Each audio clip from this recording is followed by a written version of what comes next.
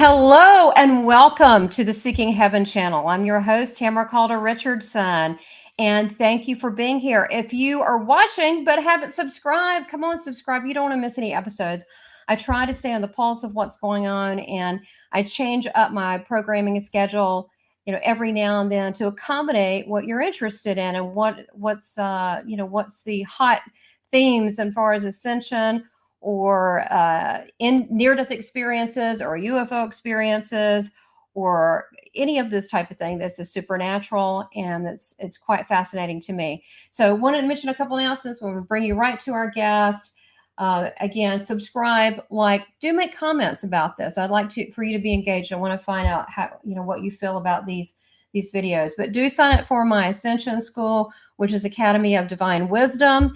And you could get a free 30-minute Christ-like meditation. And I also am offering a channeling for divine wisdom.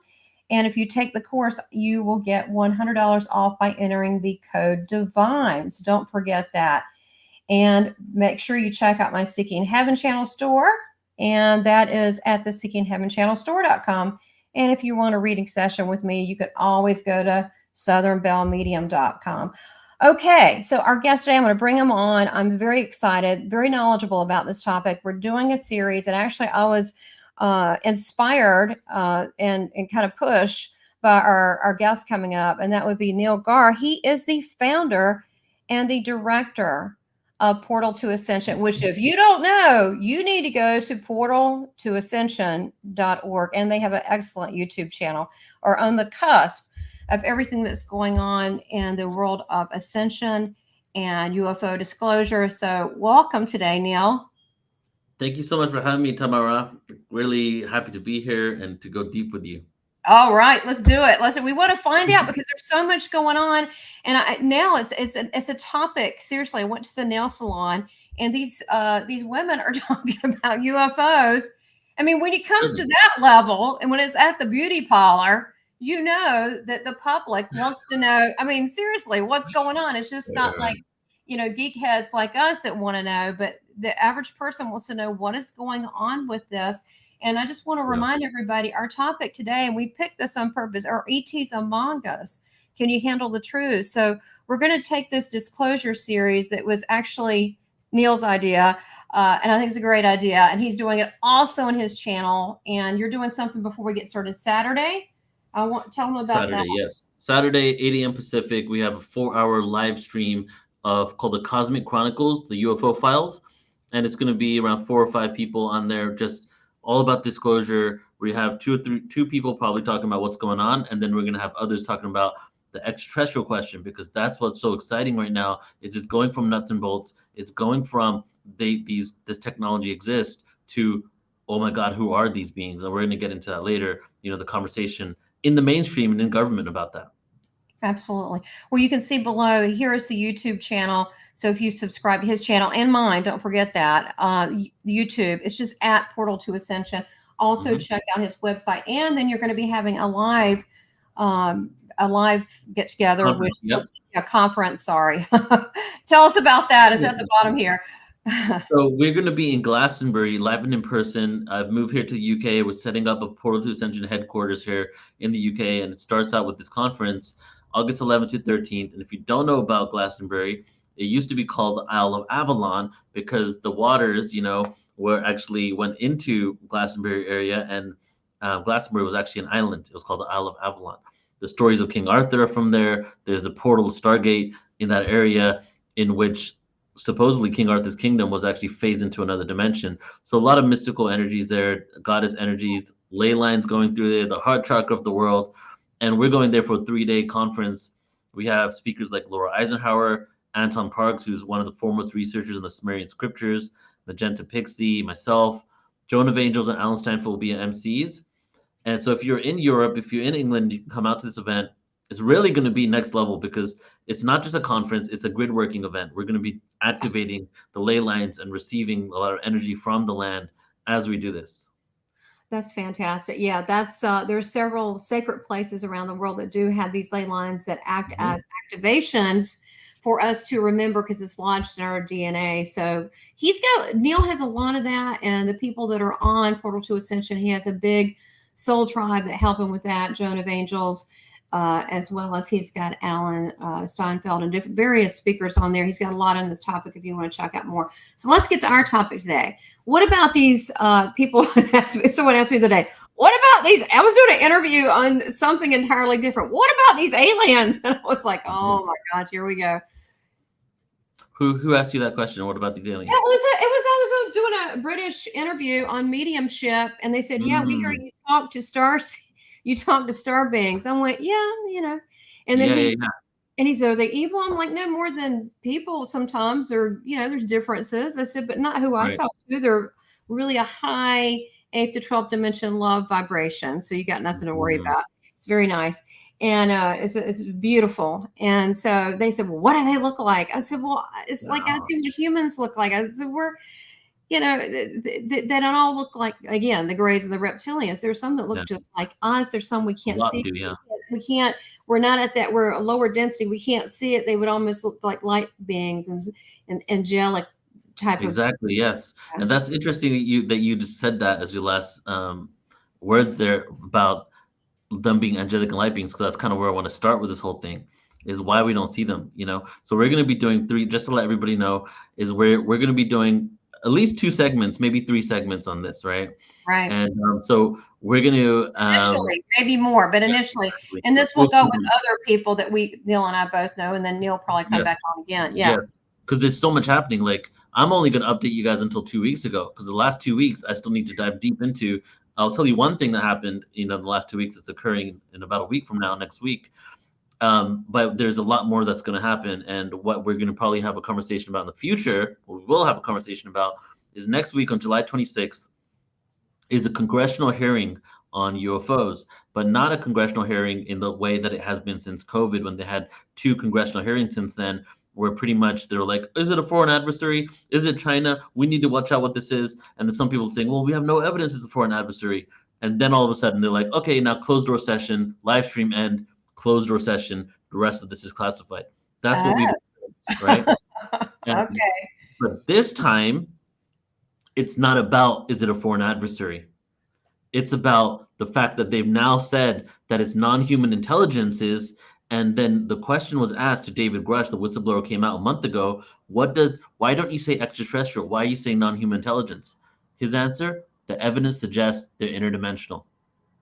Okay? Mainstream.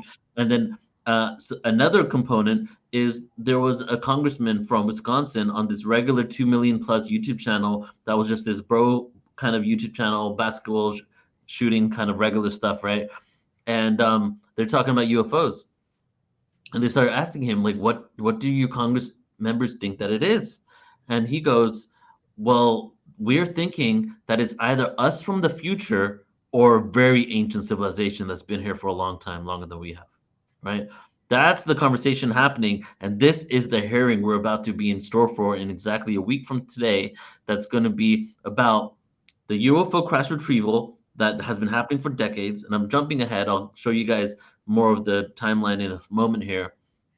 The UFO crash retrieval team that many people in our community, including Clifford Stone, who passed away now, that I worked with, have been saying for so long, but have been considered complete crazy quacks by anybody mainstream. Now with evidence has come out that the U.S. government has had a shadowy organization, part of itself, that has been using black budget taxpayer money ever since 1933. Crazy. To and reverse engineer UFOs. The first one in 1933 was when they invaded Mussolini and stole the UFO that he got during the World War. Okay, so it's even the whole World War had something to do with UFOs and ETs. So jumping to the end real quick before we get into a presentation, why are we calling this one ETs Among Us? Can you handle the truth? Well, the question is not coming to now, there's Arcturians out there, the Syrians out there, we're channeling them. What it seems to be coming out with what's happened in the last month is that not only have they been retrieving crashes, but when the interviewer said, well, did you get bodies? And he goes, well, just like you would expect, if you find UFOs, you definitely would find bodies, right? And then somebody said, well, why is it, you called it the UFO crash retrieval, but now you're calling it a UFO retrieval. Only a percentage of them are crashed. The rest of them are found fully intact. and or landed or abandoned, right? Why would that be? Why would they abandon them? Why? Because They're they're There are a here. couple of technologies, a couple of reasons. One is maybe a donation of technology, right? Or and the Here other you one, go. the other one is the ones that have found and discovered. The U.S. government since 1954 has had the technology in order to be able to track UFOs coming in, right? And one of the whistleblowers that just came out, a contractor for Raytheon, said in Antarctica, he said this in D.C. 2 weeks ago. Raytheon contractor. He has been positioned in Antarctica at the South Pole, and he said the South Pole station acts as a way station for incoming traffic of UFOs because the way the station is positioned on Earth is able to detect this thing that comes off UFOs coming in and out of our atmosphere, and is basically like an airport tower tracking the incoming and the outgoing of spacecraft into our atmosphere. And there's some energy source underneath Antarctica, and they're pulling from it, and they have created a directed energy weapon that is able to create earthquakes around the world. So This I guy, know, they did a show on, what is it, the Alaskan Triangle, and they showed the Antarctica, and what they were showing was much like that Stargate I talked about in that Atlantis thing, yeah, where it shoots up, and it's like a fueling station for them. And right. so that's where, but if they have one like that, wouldn't they have other locations that have this this unearthly technology to be Yeah. that has been here for eons, that is like their energy station? Yeah, exactly. And so, but all this stuff now we've been saying within the community that people could doubt, and even people in the UFO community were like, "Oh, that secret space program stuff is BS. This is BS, but this UFO stuff is real." Now we're having what we consider credible people. For example, David Grush, one of the highest decorated intelligence officers, most respected intelligence officers in the U.S., coming out and saying this stuff. Marco Rubio, Gillibrand, two people that one's Republican, one's Democrat, both ran for president, are behind this. And they're having, ever since David Grush came out, all these other whistleblowers are coming out to them and also telling them that this is actually a real phenomenon. It's happening. So what happened 3 weeks ago or so is that Congress passed legislation because they realized, see, first of all, they're saying that it's nonpartisan, okay? So when somebody says it's nonpartisan, I'm not like, oh yeah, oh my God, they're working together. Because what else is nonpartisan? Partisan insider trading, their love for the pharmaceutical companies, all the nonpartisan things that they do are things to screw us over, because ultimately that's all they want. But Exactly. Yeah. but what I'm noticing with this, I feel the reason why it's a nonpartisan move is because maybe their egos are getting involved on some level, and they're like, what the heck? There's something going on in government I didn't know about. You know what I'm saying? And they're really like, whoa, this is all going on, and we had no idea, and we thought it was all fringe. And then they're realizing all the audits that the Pentagon has been failing, 8 audits within the last couple of years, trillions of dollars, including $1 trillion the day before Where's this 9/11. money going? Got it. Where's it Right? going? Right, exactly. So they're like, whoa, so you're telling me that the black budget goes these SAPs, which are secret access programs, and we don't know about it. So they passed a legislation 2 to 3 weeks ago saying it is now illegal for any taxpayer money to go to a black budget program. Well, you would think it's illegal before, but the Yeah. reason why it wasn't was they didn't know it was happening, so there's no legislation not to do it, right? So now they've created legislation not to do it, but what they did on top of that is they said that we are granting amnesty to all people in these programs to come out and tell us what's going on, and that's what's been happening. And they haven't released all the names yet. So basically, you've got that makes sense. You've got these egos going, what's going on? And there's too many people fishing around. Now, I know in the past when people have fished around that are senators or congressmen, they are demoted or they just sort of disappear. But I guess if there's enough of them, they have to be accountable. Right. I If mean, they come out. Stephen Gray literally just handed over a list of all the bases in the US that the reverse engineering craft with the directions to the entrances to Congress. Are you serious? Now, wait a minute. Back that up. Okay. So he's been collecting this for years and years, and he has around 150 places that all the whistleblowers that have come out to him over the last couple of decades have provided him with, including entrances, what type of technologies and everything. And they handed during this whole thing a list over to Congress. They can not only drive there, they can go to these spots and actually see what's going on. And then what happened a few days later on News Nation, which is the main channel releasing this, the main interviewer, Russ, who is getting all this stuff out, said that one of the whistleblowers just came out and said one of the largest aerospace contractors in the U.S., military DoD contractor, is attempting to get rid of their UFO and sell the technology because they're afraid that they're going to be prosecuted for criminal charges. And they've had this UFO since the 50s. And they're basically trying to dump their technology because they're scared that they're going to be held for criminal charges because of how much they're held from the masses. They're hundreds of years more advanced in the future than we are in our day-to-day lives. Right. So the fact is, okay, so you're going to get into even more and more and more detail, but just as a big picture, okay, let's say there's a lot of evidence. Let's say there's no doubt there are extraterrestrials and maybe ultra-dimensionals. Those are ones that that I understand are in a in formless, or a form that we might see as light, or even a feeling like we can't pick it up, but they are around because they're a higher level vibration. So first of all, do you feel, I feel like I know the answer, but do you feel that this has been going on for some time? And has it been just a few years since the Eisenhower administration, or has it been going on for eons? And why now is the sightings jacked up? I mean, it's just jacked up, and they're almost just like, hey, here we are. Why is that? Why now? And is that good news or bad news to us? Well, I definitely think it's good news. Well, I And think so in my presentation, I'll get into in like 2 minutes, I'll show you kind of like the history of it all.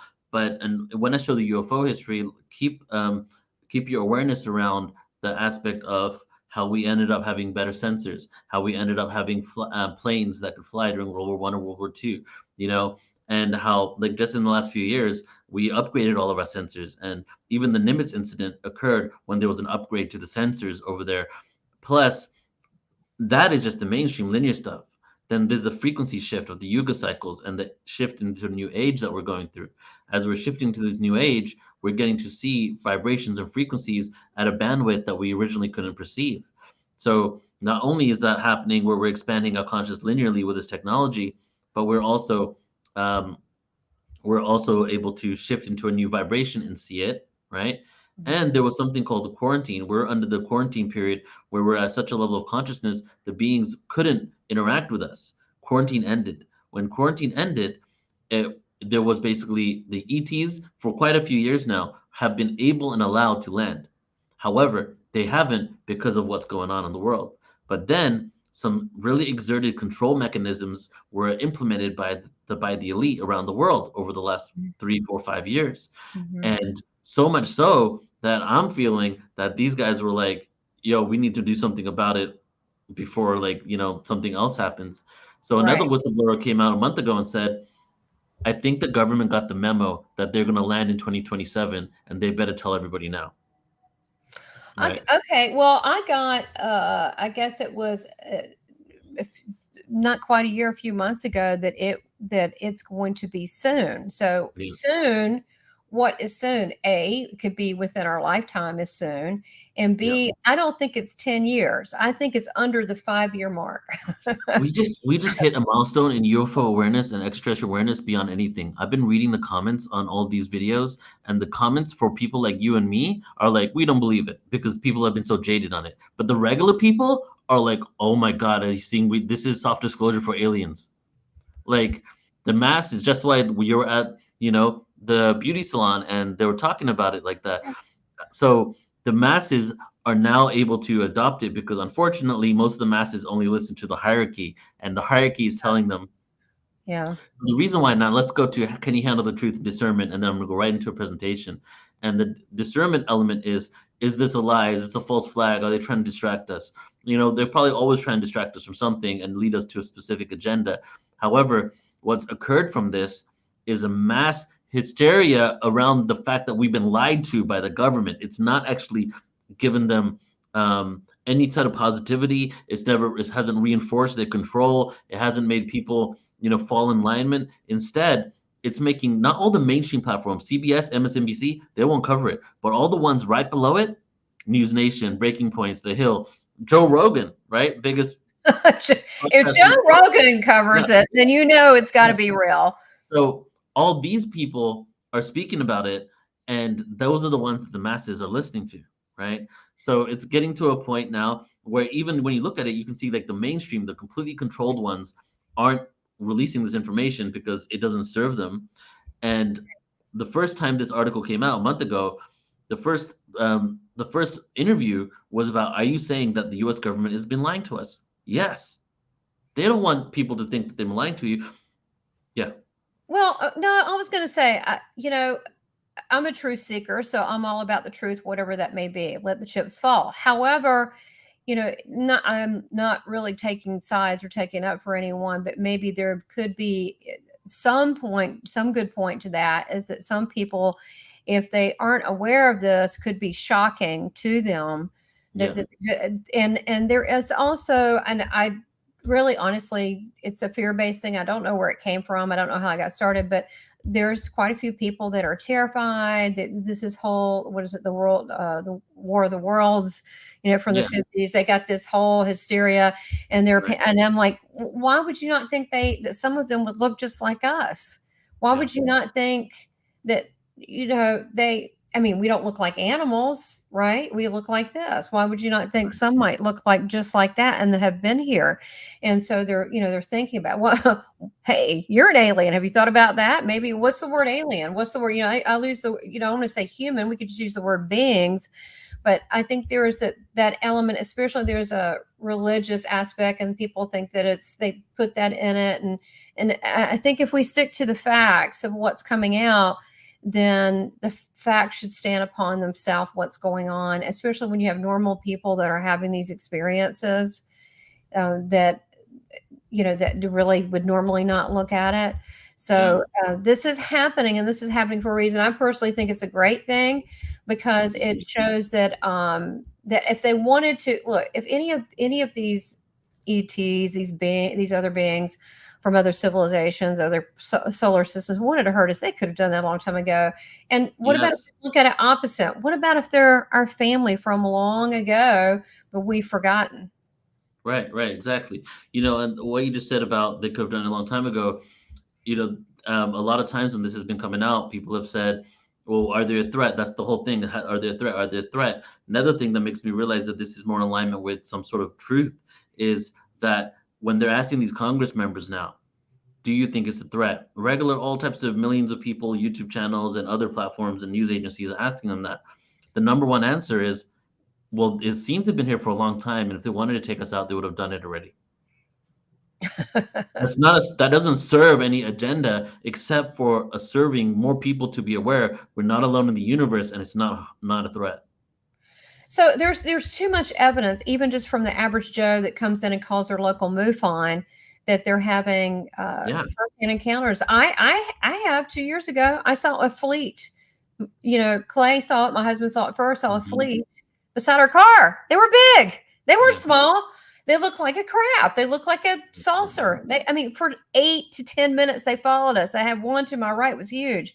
And I wasn't frightened at all. I was actually very sad when they left. I can't explain that. That's just, I felt a very love for them. And then I saw it again it was a month later in my backyard. I saw a massive, looked like a mothership, but I don't know how it fit in. It was a different technology, because even though I have a big yard, you can't fit a mothership in my backyard. So they made it like it was smaller. And then when I got closer, and I'm having a hard time comprehending it and looking at it, it was a wow. And I was like, I drew it. Okay. It was like a spray of prism lights, and then exact lights below it. It was like a saucer, but longer. It was very, very big.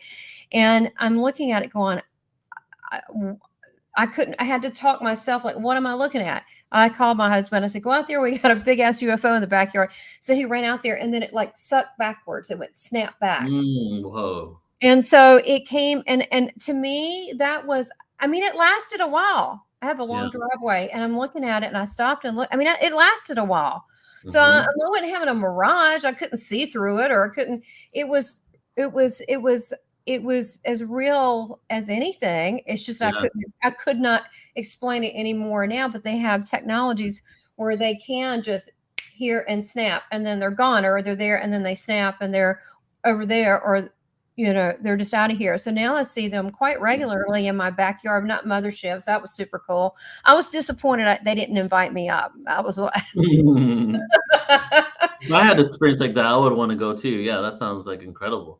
yeah, I did. I would. I had no. It's. I know people are afraid. And look, some things that are new and different are just new and different, and sometimes they're exciting. That doesn't mean that everything is scary. That's Hollywood. That's not. Right, right, I mean, I know what scary is, if someone's chasing you with a knife or something, but this was not it. This was magical. It was, I didn't feel any fear at all. I right. felt like that they were letting me see that. That was a gift. Mhm. It was a little gift. And it was like waking up Christmas morning. And so I think that was to let me know to keep going forward to talk about this. Yeah, yeah, for sure. Yeah. So, So, okay, so what we should do now, go ahead, Tamara. You're gonna say something. yeah, I was going to say, did you want to jump into Let's do it. Yes. your thing So, or? yes, yes, yes. So we're gonna go for probably another 10 minutes, guys, because we're doing this in series, and I am going to choose what to share here. I'm gonna start out because we want to keep it true to the title. ETs Among Us. Can you handle the truth? I feel like if you're watching this, you probably can. Absolutely. So I'm starting right deep into my presentation here. It's number 61 because we're going to spontaneously move around this to create some sort of timeline of what's going on here. And so let's talk about ETs Among Us. So the first thing is that from what's going on in the last month, that they are not only landing here, but there is not only just one separate craft, but it's multiple crafts, hundreds of them actually, 12, which came in a news article. Excuse Well, me. Thank you. After David Grush came out a month ago, an article came out 2 days later saying that other whistleblowers came out saying that the U.S. government has 12 crashed UFOs in their possession. But then other people came out after saying there's hundreds. So the way it works is that they give them over to private companies in order for the private companies to not have to disclose their proprietary technology. So that's why the governments, the military works with all these aerospace agencies and also rents areas on their own property, the Air Force bases, to these companies so they can work on this technology and not have to disclose it to anyone. So that plus what's going on with David Grush and what he said, and including Clifford Stone, who was also part of the UFO crash retrieval team. We have an interview with him on our YouTube channel, and he said that the US government had a manual of the anatomy of 17 different extraterrestrial bodies because are the ones they found so many different ET bodies that they were able to create a manual of the anatomy to help them survive if they found them at a crash site. Okay? That's just 17 right there. And right. then there's beings that are interacting with us. What's happening with the disclosures now, plus other people that are coming out, we're realizing that many different governments have been in communication with these ETs, and Antarctica might be operating somewhat like the movie Men in Black, a way station for UFOs with a signature of them coming in and out of our reality of our Earth and being tracked. The US government had mastered anti gravity technology in October of 1954. They reverse engineered technology that was extraterrestrial before that they were using ET technology to mess with the propulsion systems of UFOs and crash them. Because that's another mainstream narrative. Well, if they came so far away from another galaxy, another planetary system, why are they crashing? Well, the technology being used to crash them is extraterrestrial technology that's discovered. It's awful. Yeah. Got So where is ET? ET's amongst us. Why can't we see ET? Why do they not just land on the White House lawn? These are questions that we've heard. Why Yeah. don't they come down and help us if they're here? Look at us. Save us. Well, if they're everywhere, why can't we see them? That's the kind of things that people say. They do. Well, it's a frequency game.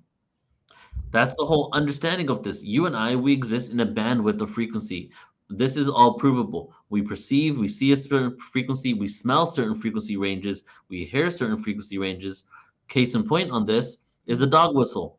Why does the dog hear it and we can't? Well, it vibrates at a frequency that we cannot perceive. So we understand and we know now that there are frequencies that are out of our range of perception. Completely understandable. Some of these frequencies, like ultrasound and different things like that, we're able to utilize even though we can't perceive it. Radio frequencies, right? So why would it be so hard to fathom that the reason why a lot of these spacecraft we don't see it, a lot of these spacecraft are very blurry. A lot of times, as has also come out in the mainstream now, they disappear, some sort of cloaking technology, and then they reappear, right? Is Right. because they vibrate at a frequency that we aren't able to perceive. And as we spoke about just a few minutes ago, we're getting to a vibratory level on Earth within ourselves where we're going to soon be able to perceive a plethora of not only extraterrestrial life, interdimensional life, but also spacecraft all around us. So let me ask you now, is that, to explain to people, is that why I get people to ask me, they just asked me yesterday, a couple times yesterday, what is ascension? And what I said is the ascension, as I understand it for human beings, is to be able to raise their consciousness, their awareness to a Mm-hmm. certain level, and a level that is of a higher frequency, love, unity, God, higher Mm-hmm. frequency, and go beyond this uh, the way things are to instead of, we call it 3D, 5D, 6D, and up to Yeah. different dimensions. So when we connect our consciousness and we're open, then we start having these experiences. Is that what you mean? When more people are like that, then they can begin to see these things and in Mm-hmm. certain ways. Is that, explain that a little bit, because a lot of people don't understand that.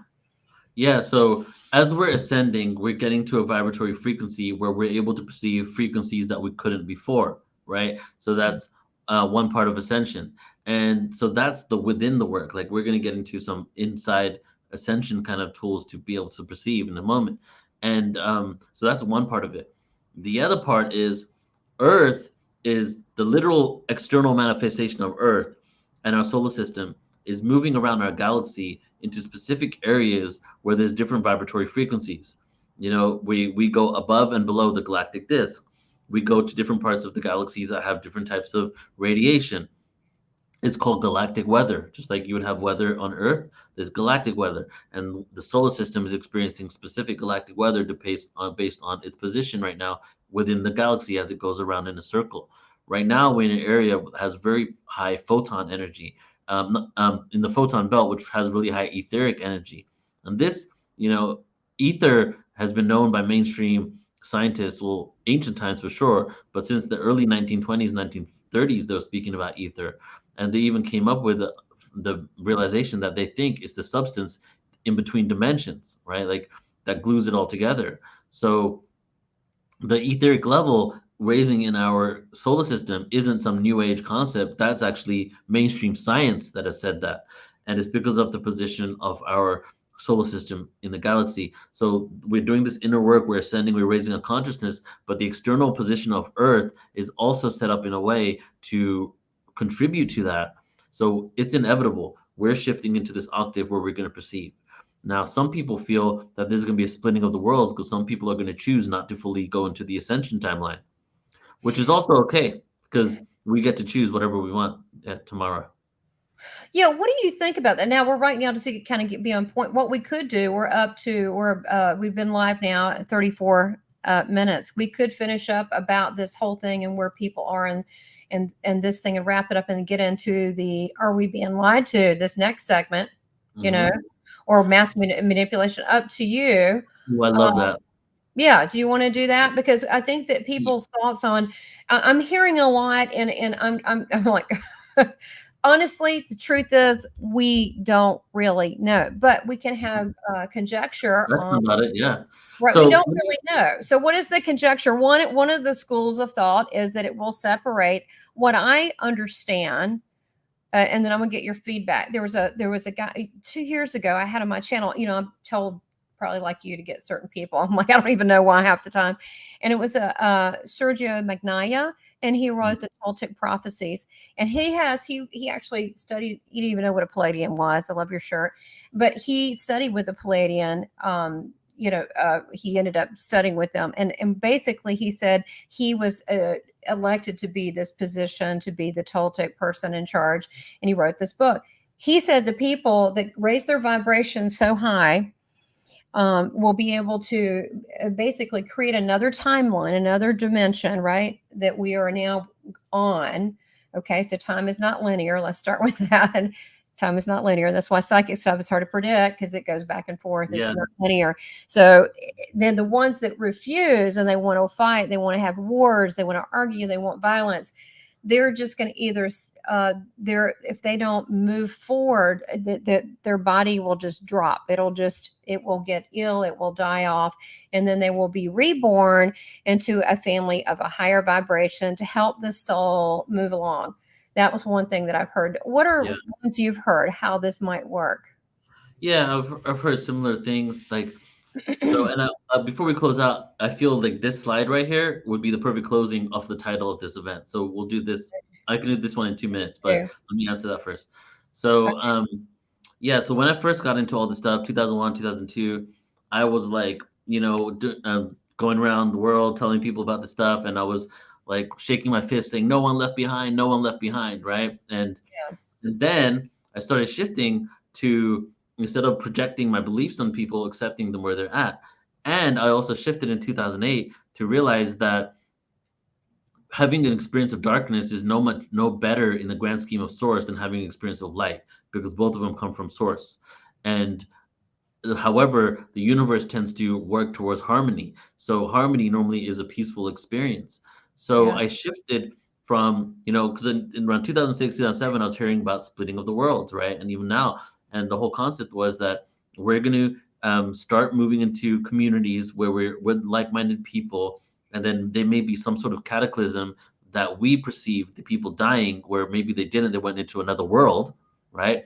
Or they die and something like what you said happens, they have another opportunity somewhere else, and we continue with our human avatars in an ascended reality.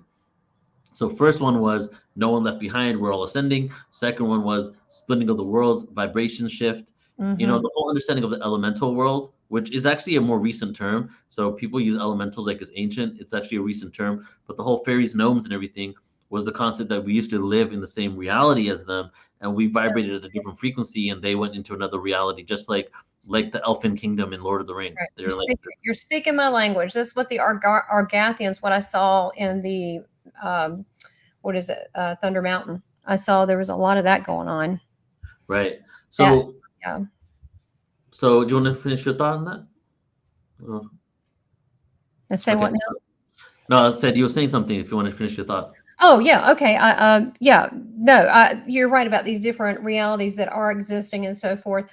It could be something entirely different than what we are thinking, but I know this much, for as myself personally, we can't keep going down this road of duality, of pitting people against one another, against wars, against. This is just not famine. This is not a abundant type of situation, or being controlled.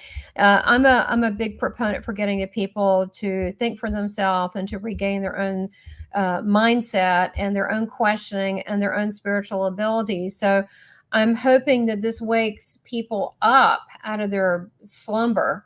Exactly. They take the red pill. Isn't it the red pill? I'm trying to think it's the red pill, instead of taking the blue pill, and they actually wake up and take control of their life and honor that, because what they'll realize, it's really not a cruel world. There's only a small element that want it like that. I don't believe people are basically that way. I think this is a positive thing, having the ETs here, but it may be a little chaotic in the beginning, people freaking out. Yeah, definitely. Because that's just what they do. But then I think when they realize it's a threat. Yeah, well, it's interesting because it's all perception why we freak out. If you're in this awareness that, oh my God, systems are collapsing because of this, the medical industry is collapsing because of this, the monetary industry is collapsing because of this, I lost all my money in my bank account because of if you really have the perception of why all this is happening, you can maybe not be a victim to the collapse of the old paradigm. Okay, if you are so invested in this is who I am, this is my job, this is my bank account, this is my investments, when the illusion of all of this has been created, right, starts crumbling, that could create a turmoil within you, and that Yes. turmoil could be a frequency that ends up dictating what's going to happen with your life after that. Yeah, absolutely. And I don't know why I'm frozen. Can you hear me? Yeah, I can hear you. I don't know why I'm frozen, Neil, but we'll just keep going with it. I hate to end with me looking weird like that. This is so weird. I don't know. I don't see you frozen. We see the presentation though right now. I think maybe you're in the corner. Are you with us? Still here?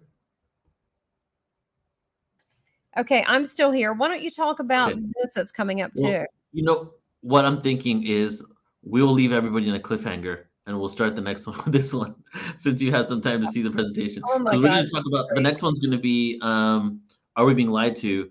And even though this per se doesn't mean that, I can tie this into that understanding of how we haven't been able to receive information because of these limitations. So we'll get into that in the next one. Okay, that sounds good. Sorry I'm frozen. We'll see you the next one. I'll be unfrozen. All right, bye everybody.